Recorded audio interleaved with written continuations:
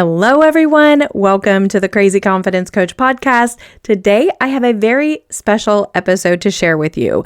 I was interviewed by Estelle with Sing Confidently, Live Creatively. She is a voice and acting coach, and she was interviewing me about our confidence journey and how someone who is struggling with confidence might build their confidence to get on stage, to be a better manager, to do the things that you need to do if you're a creative or if you're someone who just really wants to build your confidence.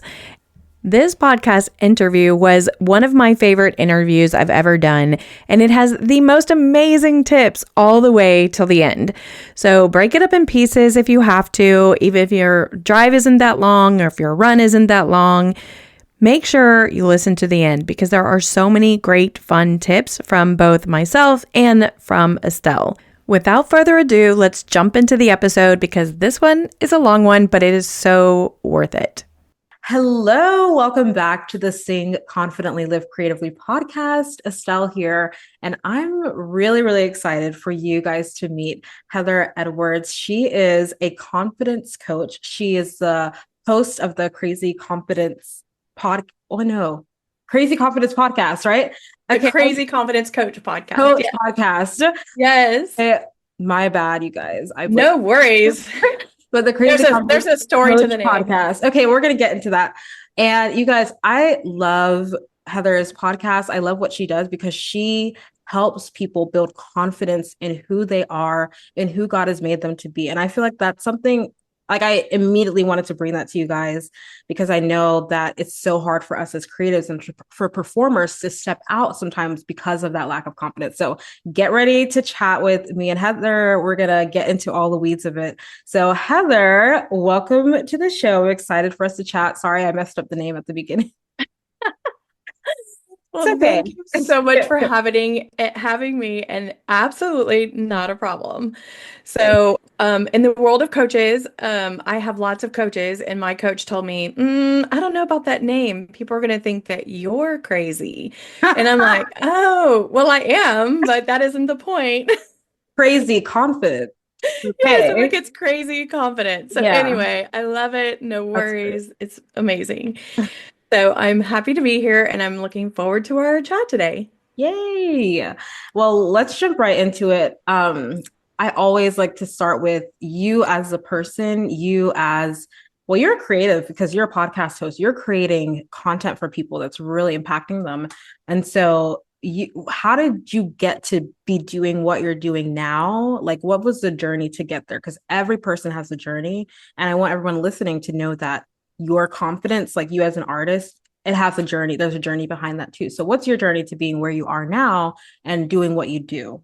Yes. Oh, so there is a journey. And even though I speak about confidence, I'm not always confident. So there's the biggest. Speak on that. Yes. I love when people will be real with their audience. And that is something that is real for me. The whole reason that I am where I am and doing what I'm doing is that I really want to help women, especially I just have a heart for women, come to a place where they understand that their dreams or whatever they have in their heart, that God's placed on their heart, they have in them what they need to do it. But oftentimes we're like, wait, not me. And so I laugh at my journey because when I actually it has to kind of go back to when I got married. When my husband and I got married, we experienced several big losses in our life. We lost 3 children back to back. And so we had 3 miscarriages. And then I was double diagnosed with cancer. And so what happened with that was that I had to, or chose to, I guess, have a hysterectomy, which completely put everything to bed that we would be able to have our own children. And it crushed me in a way that I had never experienced before. And I have to note one other thing. I was 40 when we got married. So I was older in life already. I waited very, very long to get married. And, but I found the right guy. And that just was a very tough time for me. And what it did is it crushed my confidence. So most of my life, up to that point, I was a pretty confident person. Not that I ever I didn't struggle with confidence sometimes, but my self the view of myself was, oh, I can do whatever I want to do. And this just took the sales out of me. You Mm. know, cancer, of course, is a big diagnosis anyway, but to be diagnosed at the same time with two cancers and then the loss of the children, I was still in that. So anyway, there was all Mhm. of that going on. And what happened for me is I got really depressed. And I was at home. I would get up with my husband and get him off to work, and then I would go back to bed. Like I couldn't get out of bed. And even though I'm a woman of faith and I definitely have a personal relationship, I struggled. I didn't understand. You know, I couldn't understand why God was like, wait, not giving me these dreams of mine. And so ultimately what happened is I I kept struggling, and finally one day I was like, all right, I can't continue to do this. My poor husband deserves a wife that is engaged, and he married me, and there's more to us just all the things that just happened. And of course, there's the other part of that is that cancer made me want to live more in a way too. So there were these two competing things. And I found a life coach myself. So for about 3 years, I was getting coached. And the power of that coaching completely changed my life. And I don't, other than basketball coaches and, you know, sports and stuff that I had done in my life, I had never experienced a life coach. And so that experience really, it was on my heart that, hey, I want women who have been struggling like me to get that. Mm. I'm getting emotional, and I don't even know why. But was in such a dark place, and I just truly wanted other people to get out of that dark place. And the part that I typically don't tell with the story is that I also lost two friends during that time who took their own lives. And so there was so much going on in that 5 year period, 6 year period. And I just really thought there's got to be more. And the life coach that I experienced, and I have not stopped hiring coaches since. I have so many coaches in my life. And I just love making that difference. So that's how I got started. And the confidence piece, I think for me, why I started the podcast and why confidence came up for me is there was a consistency. Well, I guess I didn't even say. So after 3 years of getting coaches, I got certified. And then I just kept getting certifications and doing more studying because I'm a little obsessed with coaching. But what I was seeing with people when I would work with them is that most of the time, the core issue was a belief that they had about themselves or a belief that they didn't have about themselves. So that comes down, that core issue is confidence. So that's why I chose confidence. I've coached all kinds of people on all kinds of things, but confidence usually is tied in some way. And part of my core teachings is what I call dirt. Your doubts, insecurities, resistance, and your triggers. All of those things wrapped up into confidence. And that's what I help people do. I help them work Wow. through those things. And when you work on your doubts, you work on your insecurities, what are you resistant to? Do you not want to do the practice? Do you not want to do what you need to do? Do you not want to get a vocal coach? You know, whatever it is. And then your triggers. What are the things from your past that you're taking forward that are keeping you from believing in yourself? So that's the probably long story, long-winded. You know, us creatives, we talk a lot. We're used to. Yeah, that's why we have podcasts. No, Yes, that's perfect. amen. That was so powerful. Thank you for sharing that. I literally got chills when you were talking about the getting the mentor, getting the coach, because I know like I felt that same way when I first started working with my mentor, who is specifically a mentor for creatives.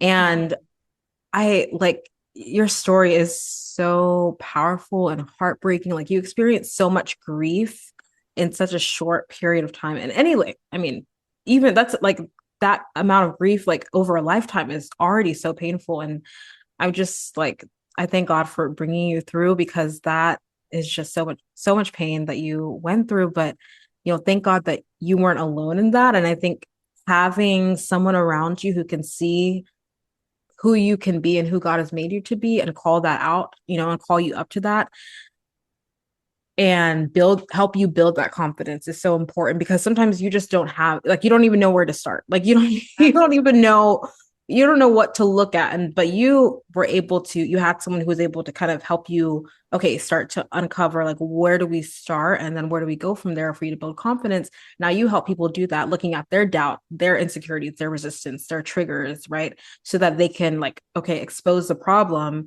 like dig deep into that and then build confidence from there. And it's so good. I loved hearing her story. I did not experience such pain in that way.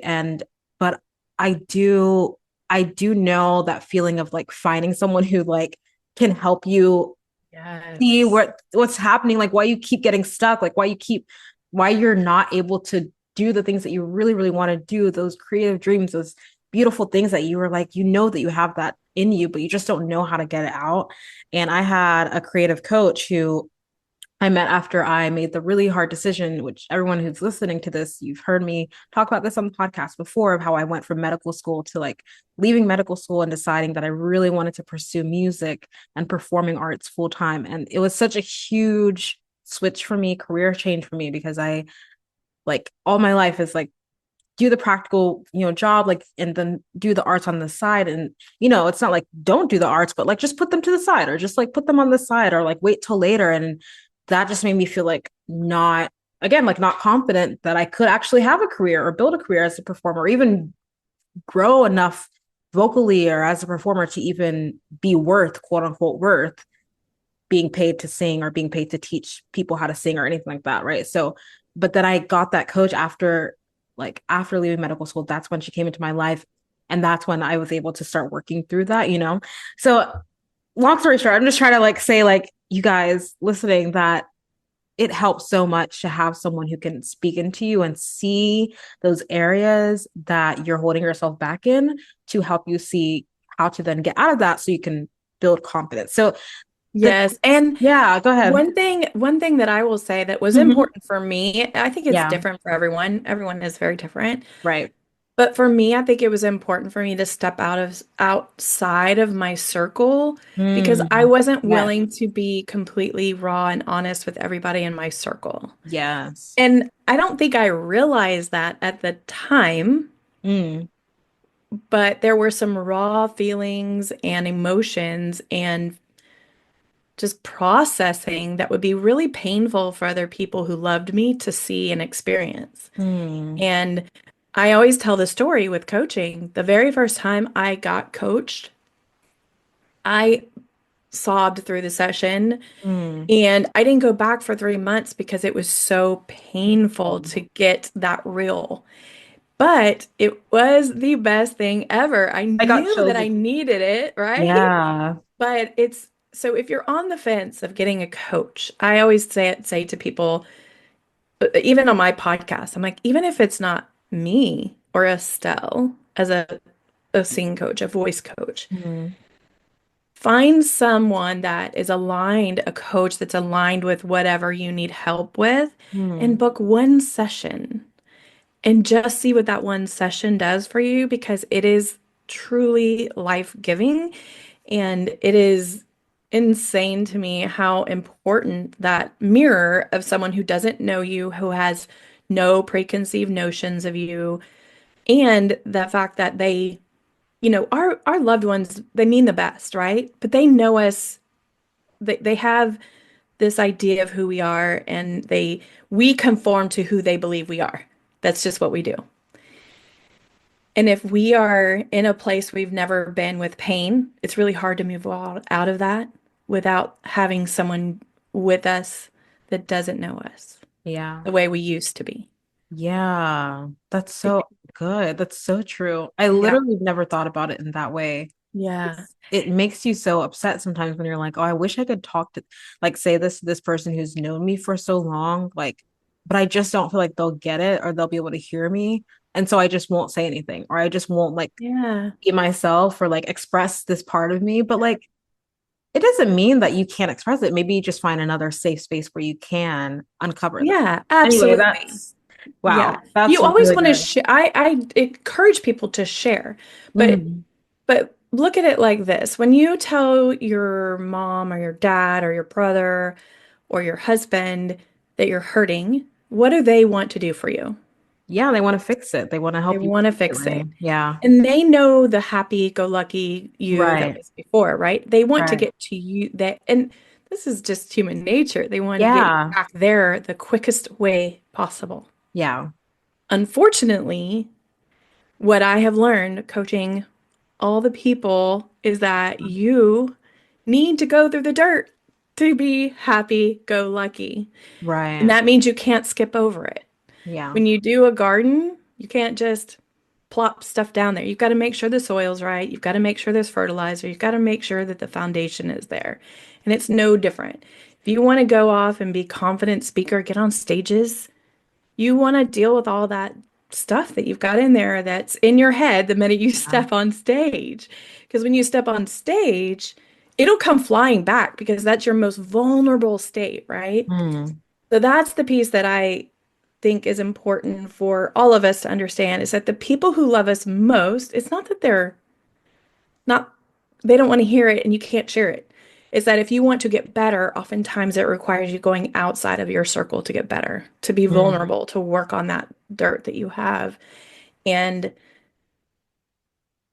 they will also be your best cheerleaders when you Yeah. get done, right? But it's just a journey. It is a journey. And you just have to be willing to take the steps in Yeah. the Thank journey. you for sharing that. It's so real. And you went right in the direction I was gonna go in of like for the creative who's listening to this and like, okay, they want to like they do are, they're able to recognize that they do want to get to this state of being on the stage and performing and singing. And what if they came to you, or like if they were wondering those first steps of like actually building confidence, um, okay, before we can even build the confidence, you have to get into the dirt and then build from there. So, what are like the first few steps that you would give, like someone who's a singer or aspiring singer, wanting to start using their voice, wanting to start doing something artistic on the side, doing a creative outlet, exploring a creative outlet, and there's resistance there? Like, what are the first few steps that you would tell them so that they can build confidence over time? And then we'll get Yeah, into love some of the other it. stuff. So the biggest thing is knowing what that is, what your resistance Mm. is, or knowing what your all the dirt, right? Yeah. So it requires action, which makes everybody uncomfortable, right? Because Yeah. action isn't just sitting there thinking about it at home.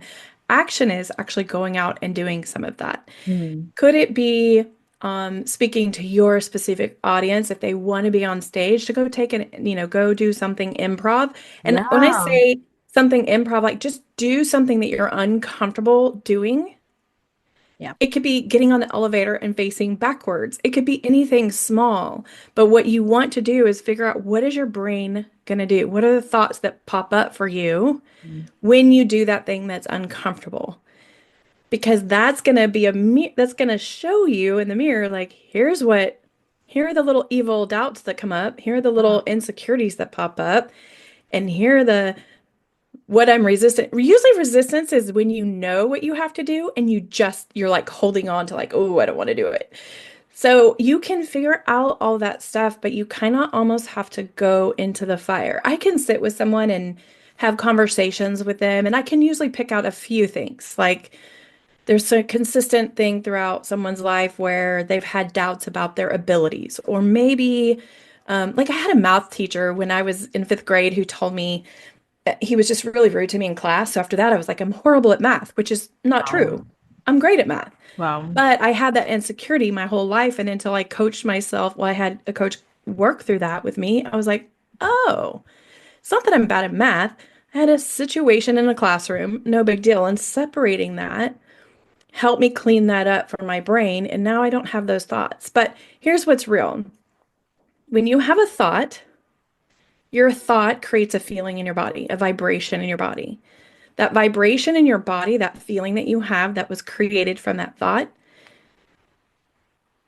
it actually gives you the action or lack of action that you're going to take. It's Yeah. either going to stop you in your tracks or you're going to keep going.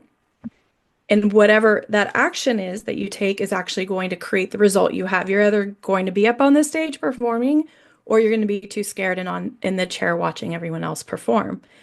Which either way is okay. Let me just say that. If you're scared and it just so happens that you don't want to get on stage, that's okay. But if you want to change and you want to go on stage and you want to be a singer and a performer, then the most valuable thing you can do is push yourself in uncomfortable situations or put yourself in uncomfortable situations and see what the thoughts are that are preventing you from doing it.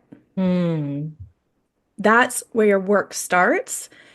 And I have heard that over and over and over. I used to teach in front of hundreds of students at a time, and my instructor who taught me told me every single time I get up before I'm going to get up in front of students, I get sick to my stomach.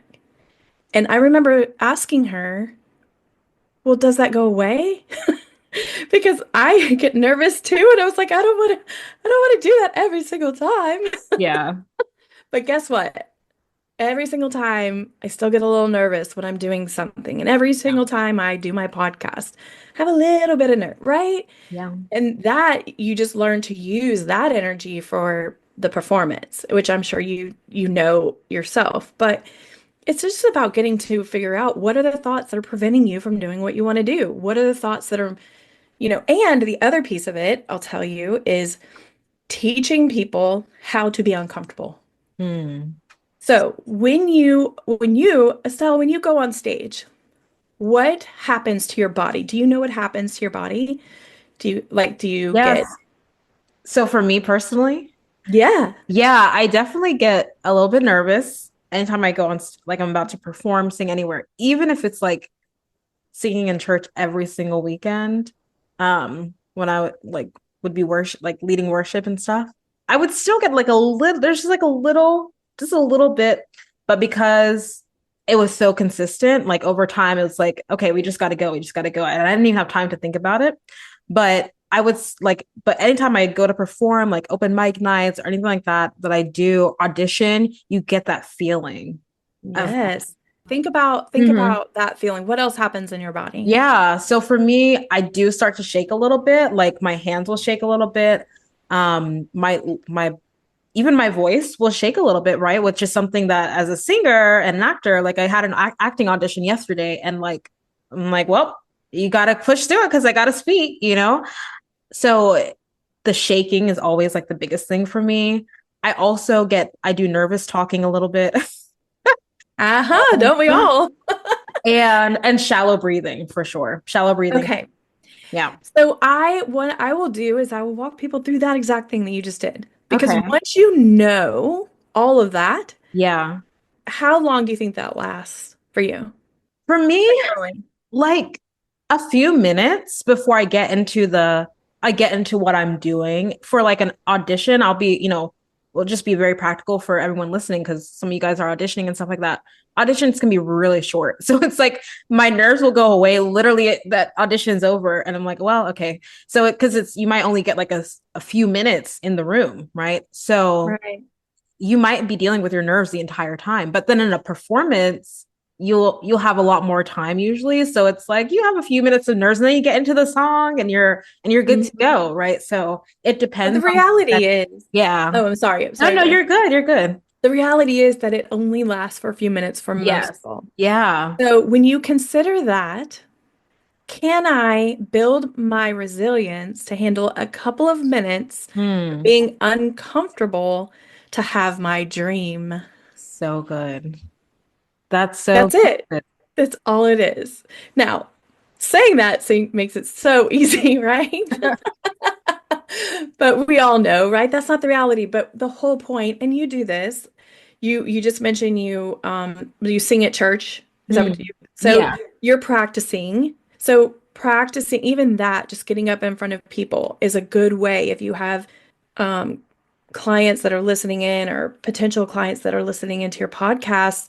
If you want to be a person who's willing to get up on stage, You have to get good at being uncomfortable. And uncomfortable looks different from everybody. So I had a friend who used to sweat really bad. So what we talk about is like figure out how to deal with the sweating. Like figure out, what deodorant works best or what, I know it sounds silly, but what works best for your challenge or whatever it is that you experience when you get super nervous Yeah. and practice that. So, what does practicing look like? It means putting yourself in positions where you feel uncomfortable. That could be, talking. I mean, it's really different for everybody because some people are comfortable or uncomfortable in different situations. Yeah. Just put yourself in uncomfortable situations, trigger your body response, and then get good at handling that response. But the more you practice it, the less important it becomes. It just becomes like, oh yeah, I know that my stomach always turns. My Mm. palms always get a little clammy. So I'm not shaking anybody's hands a minute before they're doing something scary. I just know my body reactions and I know how to handle them now. Mm. And it's just that, can you handle? I mean, I think 5 minutes is generous. I think usually, honestly, it's usually 2 minutes or less. Yeah. Is 2 minutes of your time being uncomfortable worth your dream of being on the stage? Mm. It's worth That it. is so powerful. That is so good. I love like, can you tolerate a few minutes of discomfort for your dream? And that goes to like the idea of you have to know what not only what your dream is and what that desire that you have is, but why it matters to you. I think is so important. Like, why is that important to you? So for you, like when you were, starting your coaching journey, you knew why it was important to you. Like you figure out how to work through what was happening for you so that you could build confidence in yourself again because you knew that you were a new wife, like newlywed, like you were like you knew that you wanted to be there for your husband and be there for your guys' marriage and for your life. You wanted to show up for yourself. And, for us as artists, as creatives, we have to know, why do I want to do this thing? Why is it important to me that I want to start singing? And if that reason is that I just want to be creative in some way, like that is more than enough reason to tolerate a few minutes of discomfort. Is like I deserve to be creative and have a creative expression that's worthwhile. So I just want to like lean into the idea of like, what's the purpose? What's the why? And does that help people Yes. overcome something like stage fright, something like, putting themselves out there, like no Yeah, and why? sometimes when Yeah. I'm coaching people, we reverse engineer it Mm, where we talk about what is the feeling because 90% of what we do in life is because of the feeling we believe we're going to have. yeah.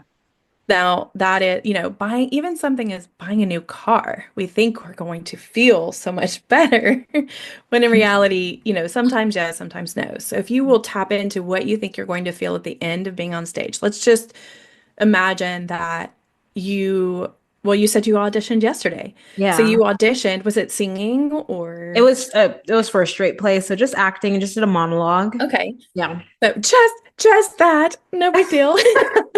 That's a huge deal. That's Well, awesome. yeah, it is a big deal because it's amazing. It was fun, but not Yeah. not having to sing or dance as well. So just the monologue, simply the There you go. monologue. But here's what's fun for me is that just what you just said, and your face lit up Yeah. because, oh, it was so fun. And Yeah. so that's what you're after. So getting past that 2 minutes of discomfort, I'm after what I'm going to feel after I'm on stage. Yeah. Is that fun? Is it accomplished? Is it that moment where you're, you know, bowing to the audience and everybody's clapping, that exhilaration that comes? What is that feeling that you're after? And it could be the experience of it. It could be that you just enjoy the true vocal, what do you call that, acting experience, that it Yeah. gives you such joy. Whatever that is, that's the part that you need to guide your thoughts to. Yes, you deal with the dirt, right? But you don't want to spend a ton of time in the dirt. You don't want to be there all the time. You want to plant your seed and move on and nurture it. And the problem is that where most of us are stuck is in the thoughts that are in the dirt, right? Mm. But if you can cross that bridge and go, okay, after that 2 minutes of discomfort, man, that was fun. I was nervous getting in front of all those people and, speaking out this dialogue. But guess what? I left and I was exhilarated and had lots of energy. So I don't know about you, but even when I do a podcast episode, when I get done, I feel amazing. Yes, 100%. Is that not the best? When I hit Yeah. publish, and there's a lot of steps to it, right? Not just the recording, but when I'm done doing all the show notes and then publishing, I come out and I'm like, I published. Like it's just, yay. Yay, scheduled. And yeah. Yeah. I used to get sick on the morning, so I published the day before, and Mm. when I would wake up and know that people have listened to it, I would get sick to my stomach. Like, what did I say or Yeah. not say? Because you can't over edit or over worry about it. But now I just am happy when I get it done. And so that's the feeling that you're after Yeah. and that you want to go for. So, and you're like you are proof. If anybody, I know it's hard because this is a podcast and people can't see it, right? But when you made that comment, you're like, yes, it was so fun. Your facial expressions changed, your Yeah. arms, your hands were up. Like there's something about that feeling that you get when you do something that you've dreamed about doing. And even if you don't get that part, you still feel exhilarated because Yeah. you tried, right? Yeah. For sure. So, yep. For sure. It's so good. Thank you so much. I know we're going to wrap up here, but I want to lean into real quick what you just mentioned about podcasting and the feeling afterwards with podcasting. I really feel like a lot of it is because of the vulnerability of like speaking your mind, speaking your heart, and speaking to, people that you hope will hear and engage and like really be able to be inspired and learn. But also I think it's like it's creating something, right? It's creative expression. And I wonder if for you or for your clients and like for anyone listening who is like thinking about this whole creativity thing and is like wondering about whether they should explore something creative. Um, do you have like any thoughts about like the correlation between creativity and confidence and how creativity and engaging in creative act in and of itself can build your confidence too? So aside from the fact that singers and actors and performers who are listening to this, already know that they want to be on stage, they know that they want to start performing and overcome fear to do that.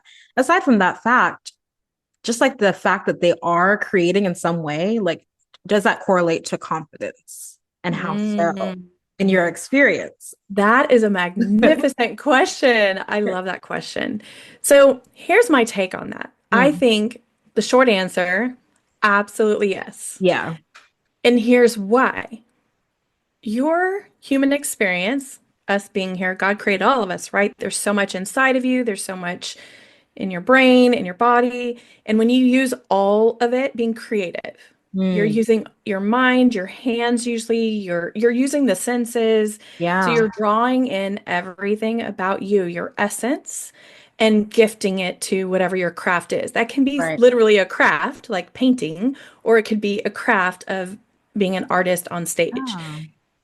I believe that all of that is extremely important to being creative. And I will tell you, I've worked with children, I've worked with, older adults, I've worked with a lot of people. And one thing that is, if I have somebody who is, well, I'll speak to trauma and let me just say this so nobody gets confused, but I am not a trauma coach. There are coaches out there that speak to trauma, but I am using an example that I have in my life to kind of show the example. Mm, But I have a situation where I had a friend who lost her husband and her children were in a lot of grief. And me as well when I was in grief, but I right. had them do some crafts, like literally sit down and we did crafts together. It was the first time that we all just felt joy. And it's not that the pain is not still there. It's not that the problem isn't there. But when you take yourself out of your head and you do something creative, you stop thinking all those thoughts that are blocking you. Yeah. all the thoughts that are even their pain thoughts or grief. And it's crazy, but all people don't realize how much your thoughts are creating a reality. And it there's so much more to that, right? Right. But truly, if you're feeling something that is truly painful or hard for you to deal with, if you will just write down whatever those thoughts are that are in your brain, like just write them down, just spend a few minutes and just write them all down and get them out of your head. And there's a process that I'll tell people to go through. Look at it and see, is it true? What are you writing down? Are they true thoughts? Are they just thoughts that you're borrowing from somebody else? Somebody else told you. I'll give you an example. Let's say you have somebody who wants to be on stage, but they were told all their lives that they weren't good enough to be on stage. First of all, I always ask people, have you heard that from someone else? Typically, yes. Somebody else told them that, right? And then the question is, who told you that? Because that person, are they are they skilled? Are they the person trying to hire you right now? Probably not. And are you borrowing their belief? Don't borrow their belief because their belief is a snippet of time in they've been around you. There's so much more to you, even from what your parents see. Yeah. So just remember to always just be aware that your thoughts are kind of creating what's happening for you and that your creativity pulls you out of your brain. So if you can be creative for a moment, that will help you get out of your brain and out of those Yeah. the doubts, insecurities, resistance, and triggers. And that will help you move forward oftentimes because it's your body is connected, your mind is a very powerful tool, the most powerful tool you have. So when you learn to use it in your favor, it changes everything, literally everything. So So that's good. my take. Creativity is definitely, Correlated. yeah. Yeah. And I don't know about you, but when I started my podcast, um, even though, I mean, I don't consider my podcast one of the top podcasts. It's just a podcast, like whatever. It's just a podcast, right? But I love doing it. And I feel so fulfilled by the fact that I'm doing something I love. And my whole goal in my life or with what I do is to change the world one woman at a time.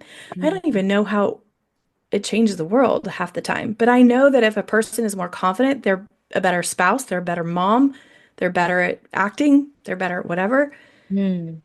And so if I am just the best at my craft, whatever my craft is, my creativity, love, then I'm doing my part for the world. So Yeah. what I would say to your clients is be the best at your craft for you. Don't worry about everyone else. There are podcasts out there that are way better than my podcast. I don't worry about them. Yeah. I worry about me and I worry about the people that are being impacted by my words and my creativity.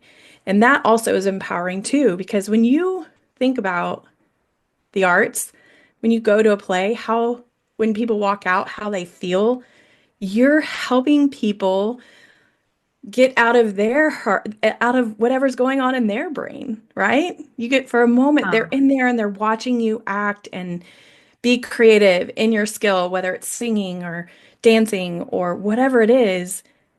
You're impacting all of those people in their lives for that moment. How powerful is that? That is so fun to think about. Yeah. It's so good. Yeah.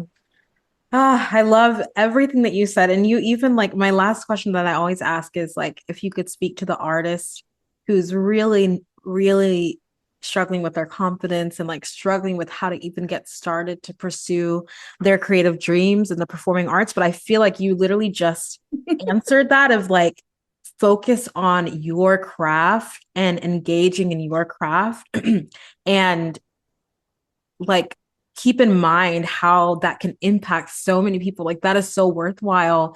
Like keep in mind that you can be on stage and you can impact people. Like you can help people come out of what they're going through and start to work through that through your creativity and your creative expression. So I just everything that you said, I feel like we need to go back and go back, you guys, go back and listen again because that was really, really, really rich. And I really appreciate you sharing that. If there is any last word that you'd love to speak to that any last piece of advice that you'd love to give to an artist, please share. But I just feel like that was so powerful. Yeah, no, I'll just close it by saying this.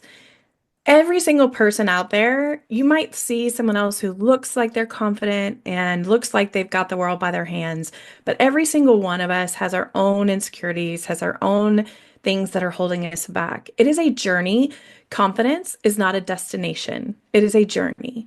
So don't expect that you're going to, have this journey and one day it's all going to be over. I'm not going to feel insecure or be confident all the time because it's not a reality. And that is okay. So that's all I would say is that be okay not being okay because it's normal. It's absolutely normal. I'm so glad that you said that. That was a perfect way to end because I agree. I definitely don't ever want anyone to listen to me on this show or anyone else who comes on the show and think, well, they've got it all together. No, no, no, no. We're still continuing to build confidence over time. I always talk about build confidence over time, but you got to get started. You got to start somewhere. And you guys definitely start with everything that Heather said in this episode. Go back and listen and then also connect with Heather. Heather, tell them where they can connect with you, learn from you, work with you, all the things, because I want people to listen to you. Yeah. Yeah. So my company name is HC Edwards Coaching. That's my company, but the Crazy Confidence Coach podcast is the best way to just connect with me. Because if you connect with me by podcast, which is where you are already, then you can find out all the other ways to connect with me. I am on Instagram and Facebook, but I'll be honest, I don't play there very often. It's kind of a hit or miss because I'm typically coaching and I have I just do other things. So find me at the Crazy Confidence Coach podcast. I actually have the crazyconfidencecoach.com as well. So you can find me there and just go from there. But I really appreciate you having me on. It's been really fun. And I would just say to all your audience, just go for it. Like be comfortable being uncomfortable and you can do it. I know it's so fun to watch people who finally just do it and they're like, oh, I really can do it. And you can. So, yeah. So good. From the beginning to the end of the podcast, you've been so encouraging and so inspiring. So I definitely want everyone to go listen to your show as well, where they can get even more support and expert advice and everything. So thank you so much, Heather. This was so fun. I learned so much. Yes. We'll have to come and play again. Yes, for sure. Thank you. Take care. Thank you so much for listening in today. I really appreciate it. Please take the time to leave a rating or review. It helps podcasters so much when you're able to do that. And if you want information on how to reach Estelle for help for singing confidently, you can get that information in the notes. And also, if you're ready for one-on-one coaching, I am here for you. Go to hcedwardscoaching.com and sign up for a free discovery call or grab your freebies if you want access to those. Thank you so much again, and I hope to see you next Tuesday. Love you big.